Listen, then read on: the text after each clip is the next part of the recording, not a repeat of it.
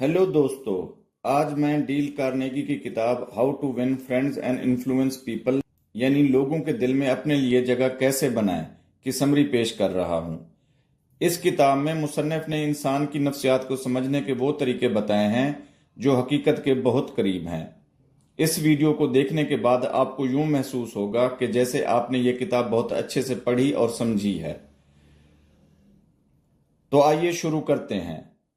Chapter 1 में Carnegie ने लोगों को हैंडल करने की बुनियादी तकनीक बताई है, जिसमें नंबर 1 है किसी पर तनकीद, मुजम्मत या शिकायत ना करें। कार्नेगी इस बात पर जोर देते हैं कि दूसरों पर तनकीद करने से सिर्फ खफगी और नाराजगी पैदा होती है, जो कि अपनी बात को वाज़े अंदाज में सुनने वाले तक पहुंचाने और इसके साथ ताल्लुकात उस्तवार करने में रुकावट बनती है। आप तनकीद की बजाय तामीरी राय फराहम करने और म्यूचुअल अंडरस्टैंडिंग से मसले का हल तलाश करने पर तवज्जो दें। नंबर 2, दियानतदाराना और मुखलिसाना तारीफ करें। दिल से की गई तारीफ एक मुस्बत माहौल को फरोग देती है और रिश्तों को मजबूत करती है। दूसरों की कोशिशों, कामयाबियों और ताउन को इज्जत की निगाह से देखें और इनकी कामयाबियों का खुले दिल से एतराफ करें, ताकि ये जाहिर किया जा सके कि आप इनकी कदर करते हैं और इनका एहतराम करते हैं। चैप्टर 2 में कार्नेगी ने लोगों को अपने जैसा बनाने के 6 तरीके बताए हैं। नंबर 1, दूसरे लोगों में हकीकी तौर पे दिलचस्पी पैदा करें। एक अच्छे लिसनर के तौर पे लोगों की बात सुने और दूसरों की जिंदगी, तजर्बात और इनके इंटरेस्ट्स के बारे में हकीकी तजस्सुस जाहिर करें। यह हमदर्दी को जाहिर करता है और इस रवैये से आप लोगों की नज़र में अहम और काबिल कदर बन जाते हैं। नंबर 2, मुस्कुराहट। मुस्कुराहट का तबादला एक बेहतरीन गेस्चर है जो गर्मजोशी, दोस्ती और अपनायत का एहसास दिलाता है।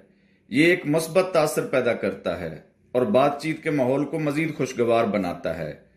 अगर आप किसी शख्स से मिलने जा रहे हैं तो उस शख्स का नाम लेकर उसे मुखातिब करें। याद रखें कि किसी शख्स का नाम इस शख्स के लिए किसी भी जबान में सबसे प्यारी आवाज है। गुफ्तगू में किसी का नाम इस्तेमाल करना तवज्जो और एहतराम को जाहिर करता है, जो बातचीत को ज्यादा जाती और मायनी खेज बनाता है। मसलन अगर आप किसी को इसके नाम से मुखातिब करके पूछते हैं, हेलो अब्बास, आप कैसे हैं, इससे यह तासुर मिलता है कि आप अपने सामने बैठे बंदे को अपना करीबी दोस्त समझते हैं। नंबर 3, अच्छे सुनने वाले बने। दूसरों को अपने बारे में बात करने की तरगीब दें। गैर जरूरी तौर पर अपने आप को हीरो साबित ना करें, बल्कि दूसरों को अपने ख्यालात, फीलिंग्स और तजर्बात शेयर करने का मौका दें। बगैर किसी रुकावट के तवज्जो से सुनना एहतराम को जाहिर करता है और इससे एतमाद पैदा होता है। नंबर 4, दूसरों की पसंद नापसंद पर तनकीद ना करें। अपनी गुफ्तगू को इन चीजों के मुताबिक बनाएं जो सुनने वाले शख्स की दिलचस्पी से मुताल्लिक हों। यह जाहिर करता है कि आप इनकी तरजीहात की परवाह करते हैं और यह रवैया ताल्लुकात को उस्तवार करने में मदद करता है। नंबर 5, दूसरे शख्स को अहम महसूस करें और यह खलूस दिल से करें। दूसरों के हुनर, कामयाबियां और इनकी कंट्रीब्यूशंस को तस्लीम करें। इनकी बेमिसाल खूबियों की तारीफ करें और इन्हें काबिल कदर और काबिल एहतराम होने का एहसास दिलाएं।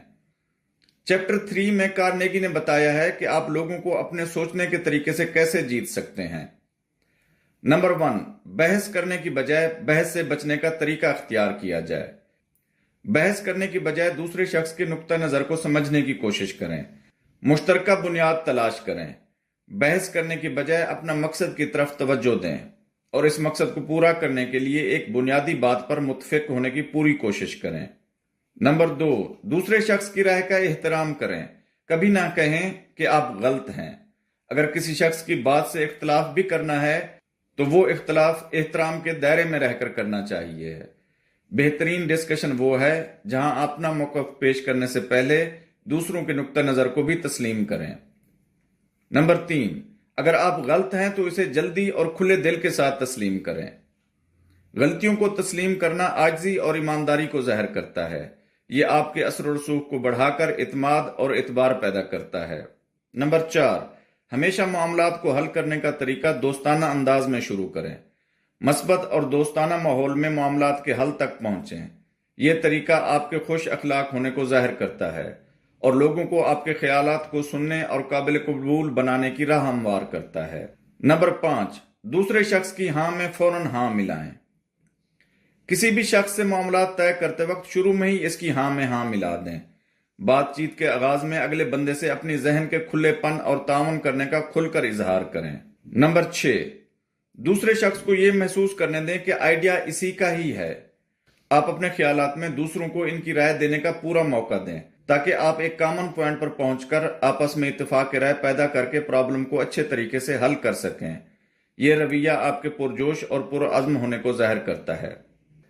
चैप्टर 4 में डेल कार्नेगी ने बताया है कि आप लीडर कैसे बन सकते हैं और बगैर नाराजगी पैदा किए लोगों को बदलने का तरीका क्या होना चाहिए है। उसके लिए नंबर 1 के तौर पे उसने कहा है, तारीफ और ईमानदाराना सताइश के साथ शुरू करें। मस्बत तारीफ के साथ राय या बहस शुरू करें।